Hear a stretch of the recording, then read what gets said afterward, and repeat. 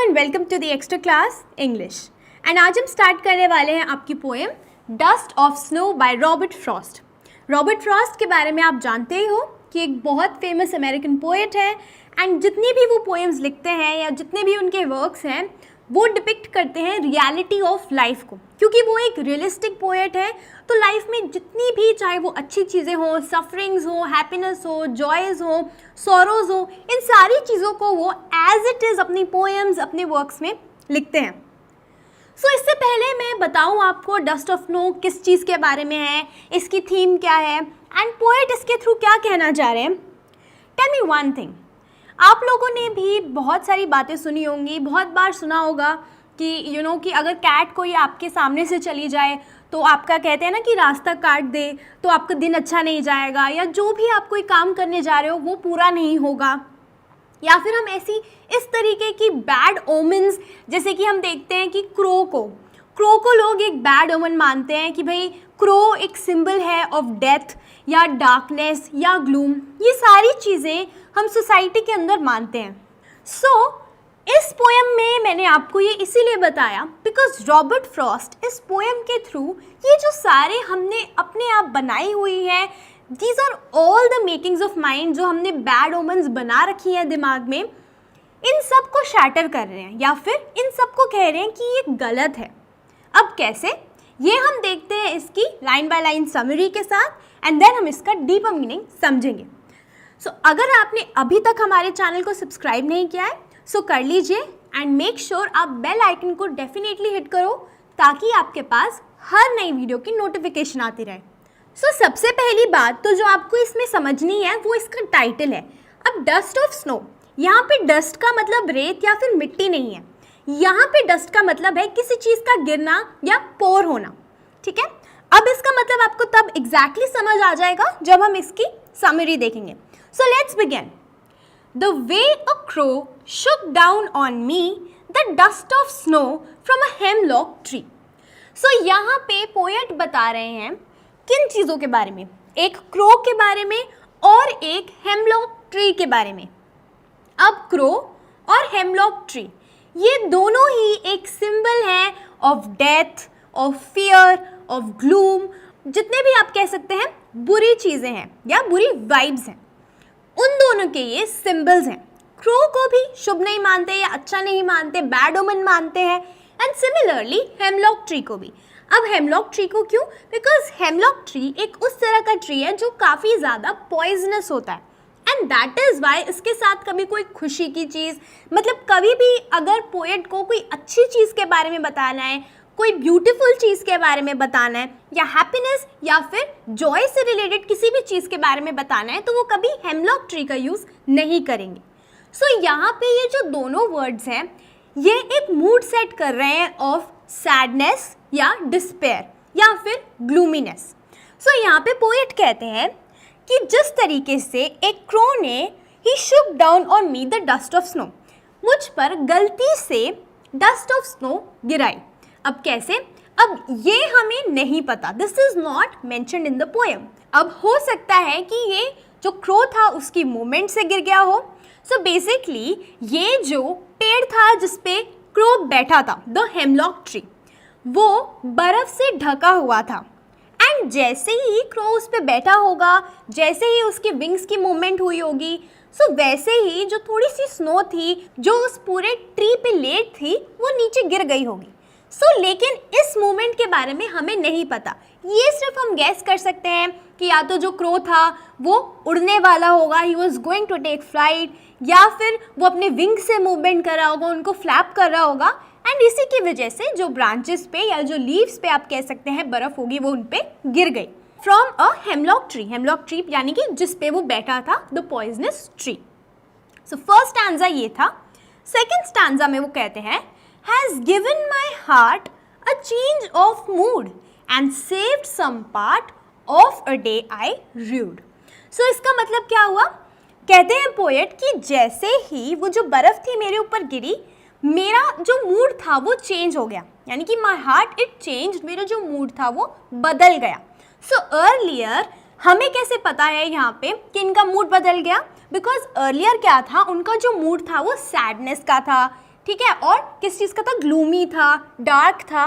और ये सब चीज़ें हमें कैसे पता, बिकॉज उन्होंने कौन से मेटाफर्स यूज़ किए हैं, एक तरह से हेमलॉक ट्री को यूज़ किया है, क्रो को यूज़ किया है, एंड ये दोनों ऐसी चीज़ें हैं जो कभी हैप्पीनेस या जॉय, इन सारी चीज़ों को कभी भी सिग्निफाई नहीं करती। इसीलिए हमें पता है कि पहले जो पोएट थे उनका मूड बिल्कुल ख़राब था, अच्छा नहीं था। लेकिन जैसे ही जो बर्फ़ है, ये जो स्नोफ्लेक्स हैं उनके ऊपर गिरते हैं, उसके बाद ही उनका जो मूड है वो बदल जाता है, एंड इट चेंजेस। एंड वो कहते हैं एक तरह से मेरा जो पूरा दिन था, जो मुझे लगता है कि वेस्ट हो चुका था, वो जो आगे बचा हुआ दिन था मेरा, वो बच गया वेस्ट होने से। सो मेरा जो मूड था वो तो ठीक हो ही गया, लेकिन मैंने इससे ये बात भी सीखी कि किस तरीके से ये जितने भी बैड ओमेंस हैं जिन्हें हम ह्यूमन बीइंग्स मानते हैं, अब अगर सपोज हमारे सामने से कोई कैट जा रही है, दैट मीन्स उसको जाना है। अब उसको थोड़ी ना पता कि हम उसको मानते हैं कि ये एक बैड ओमेन है या इल ओमेन है, right. Same goes for crow also, crow को थोड़ी ना पता, बट ये हमारी ह्यूमन बीइंग्स के दिमाग में क्रिएट करी हुई स्टोरीज हैं जिन्हें हम बिलीव करते हैं। एंड पोएट यही बताना चाहते हैं कि ज़रूरी नहीं है जिन चीज़ों को हम एक मैसेंजर मानते हैं of all the bad things, वो हमें सिर्फ और सिर्फ बैड न्यूज़ ही दें या हमारे लिए सिर्फ बैड ही हो। अब जैसे कि उन्होंने कहा, एक तरीके से ये जो क्रो था ये उनके लिए एक सेवियर था, क्योंकि उनका जो बाकी का दिन था वो बच गया। बाकी का दिन उनका इसीलिए बच गया because he had a change of his heart. अगर उस क्रो की मूवमेंट से वो जो स्नो थी उन पे नहीं गिरती तो शायद उनका जो मन था, शायद उनका जो मूड था वो नहीं बदल पाता। सो इसीलिए मैंने आपको कहा था कि ये जो हमने ऑलरेडी सोसाइटी में बना रखे हैं कुछ तरह के सिंबल्स की ये इल ओमेन है, ये बैड ओमेन्स हैं, ये सब चीज़ों को रॉबर्ट फ्रॉस्ट ने यहाँ पे शैटर किया है। सो रॉबर्ट फ्रॉस्ट यहाँ पे यही बताना चाहते हैं, कभी कभी हमारी लाइफ में कुछ बहुत ही छोटे छोटे इंस्टेंसेस होते हैं, कुछ बहुत ही छोटे छोटे इंसिडेंट्स होते हैं जिनका हमारी लाइफ पे बहुत लार्जर सिग्निफिकेंस होते हैं या जिनका हमारी लाइफ पे बहुत लार्जर इम्पैक्ट होता है। एंड उन्हीं छोटे छोटे इंस्टेंसेस में से उन्हें जो ये इंस्टेंस लगा था, ही रोट ऑन दैट। अब इस पोएम की अगर हम बात करते हैं, इसमें हम देखते हैं आयरनी है। अब आयरनी कैसे है, अब जैसे मैंने आपको बताया था कि क्रो को कहते हैं वो बैड ओमेन है, अच्छा नहीं माना जाता, कि वो एक तरह से मैसेंजर ऑफ डेथ होता है, ठीक है। लेकिन ये क्रो ही है जिसको इतना बुरा माना जाता था, लेकिन इसकी गुड डीड की वजह से ही, चाहे वो उसकी मूवमेंट ऑफ विंग्स हो, चाहे कैसे भी, लेकिन उसकी मूवमेंट की वजह से जब पोएट पे स्नो गिरी तो उसकी वजह से ही उनका जो मूड था वो अच्छा हो गया और उनका जो बाकी का दिन था वो वेस्ट होने से बच गया। So this is what the irony is, कि हम कभी कभी चीज़ों को बहुत अलग तरीके से लेकर चले जाते हैं, हम उनकी एसोसिएशंस करने लग जाते हैं डिफरेंट जो ऑलरेडी हमारे ट्रेडिशन हमें कहते हैं, कल्चर हमें कहते हैं, फोकलोर्स हमें कहते हैं उनसे। लेकिन हमारी लाइफ में जब हम इन सब चीज़ों को एक्चुअली में एक्सपीरियंस करते हैं तो शायद कभी कभी हमारे एक्सपीरियंस इन सारी इस्टेब्लिशमेंट से, इन सारी ओपिनियन से डिफरेंट निकलता है। सो अब इसमें डिफ़िकल्ट वर्ड है रूइड। रूइड का मतलब होता है कोई चीज़ जो रिग्रेट में रही हो। सो वही जैसे इनकी लास्ट लाइन थी पोएम की, that I held in regret of the day that I held in regret, मतलब रिग्रेट था उन्हें कि ये जो मेरा दिन है ये बिल्कुल भी अच्छा नहीं जा रहा है एंड शायद आगे अच्छा भी नहीं जाएगा। सो यहाँ पे रिग्रेट होता है इसका मतलब। सो ये तो थी इसकी लाइन बाय लाइन समरी जिसके थ्रू मैंने आपको इसकी थीम भी बताई। अब देख लेते हैं इसमें इंपॉर्टेंट पोएटिक या फिर लिटरेरी डिवाइसेस जो यूज़ हुए हैं एंड इन दोनों स्टैंजास की राइमिंग स्कीम, एंड फिर हम देखेंगे कुछ important questions. Let's start with that. So यहाँ पे जो पोएटिक डिवाइसेस यूज हुए हैं, सबसे पहला है इंजैबमेंट। इंजैबमेंट यानी कि कोई भी सेंटेंस जो है वो कंटिन्यू हो रहा है इन 4 या 5 लाइन्स या मोर देन 1 और 2 लाइन्स। अब जैसे कि यहाँ पे आप अपना फर्स्ट स्टैंजा देख सकते हो, द वे अ क्रो यहाँ से शुरू हो रहा है एंड हमारा एंडिंग हो रही है from a hemlock tree, right. So ये कंटिन्यू हो रहा है। एंड आप सेकेंड स्टैंजा का भी एग्जाम्पल देख सकते हो, has given my heart and full stop कहाँ पे आ रही है, of a day I had ruined. So basically अगर हम देखें तो ये जो पूरी की पूरी हमारी पोएम है ये इंजैबमेंट का एग्जाम्पल है, बिकॉज यहाँ पे फुल स्टॉप या पंक्चुएशन हम कहाँ देखते हैं, सिर्फ एंड में। नाउ सेकेंड आता है एलिट्रेशन। एलिट्रेशन का मतलब जो वर्ड्स जिनके जो फर्स्ट अल्फाबेट्स सिमिलर हैं वो क्लोजली प्लेस्ड हैं।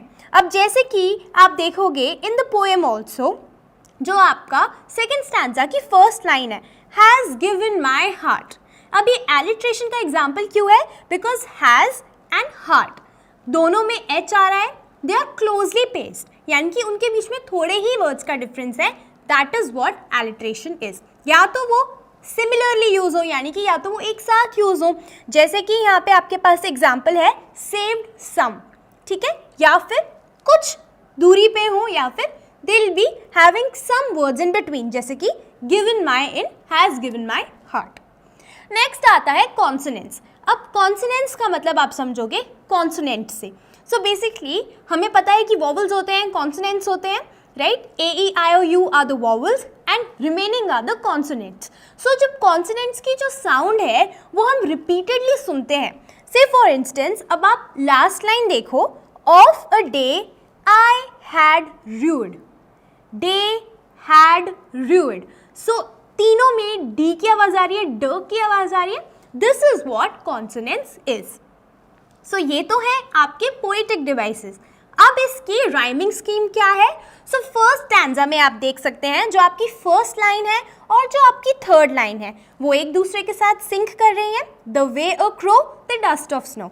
सो A B and A B, right? इसीलिए ए बी आपकी फर्स्ट स्टैंजा की है एंड सेकेंड स्टैंजा की भी सिमिलर ही है, क्योंकि आप देख सकते हो कि आपकी जो फर्स्ट लाइन है ऑफ सेकेंड स्टैंजा वो किसके साथ सिंक कर रही है? With the third line. So ये जो राइमिंग हो रही है that is A B and C D.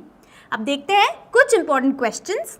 सो अगर हम बात करते हैं इस पोएम के कुछ इंपॉर्टेंट क्वेश्चंस की, सो जैसे मैंने आपको बताया कि यहाँ पे आपको दिख रहा है कि फर्स्ट स्टैंजा में जो आपके पोएट है वो सैड होते हैं, डिसअपॉइंटेड होते हैं, एंड इसी तरीके से जो फर्स्ट स्टैंजा है उसकी सेटिंग भी है, क्योंकि उन्होंने वहाँ पे क्रो का यूज़ किया है। उन्होंने क्या किया है, पहले उन्होंने एक आर्ग्यूमेंट को, या आप कह सकते हैं पहले उन्होंने प्री एस्टैब्लिश कर दिया है ये फैक्ट कि यहाँ पे क्रो है, हेमलॉक ट्री यूज़ हुआ है एंड लोग इसको बैड ओमेन के साथ लिंक करते हैं। इसीलिए उन्होंने इन दोनों वर्ड्स को यूज़ करके यहाँ पे एक सैड, डिसअपॉइंटेड, डार्क या ग्लूमी एटमॉस्फेयर को या एम्बियंस को सेट किया है। एंड जो नेक्स्ट स्टैंजा हम देखते हैं वहाँ पे शिफ्ट हो रहा है, एंड वो शिफ्ट क्या है? वो शिफ्ट हुआ है कि यहाँ पे जो पोएट है उनका मूड चेंज हो रहा है। सो जो क्वेश्चन है वो भी इसी से रिलेटेड आ सकता है कि जो पोएट थे उनका मूड कैसे चेंज हुआ, या what led to this change of mood, और कैसे लगा पोएट को ऐसे कि अब उनका जो बाकी का सारा दिन है वो वेस्ट नहीं जाएगा। एंड आपको कैसे पता कि जो पोएट था उसका जो मूड था वो सही नहीं था? सो कैसा था उसका मूड पहले एंड बाद में कैसा हो गया? This is the kind of question that can come. Secondly जो क्वेश्चन पूछा जा सकता है दैट इज कि ये जो क्रो एंड हेमलॉक ट्री हैं ये क्यों यूज़ किए हैं?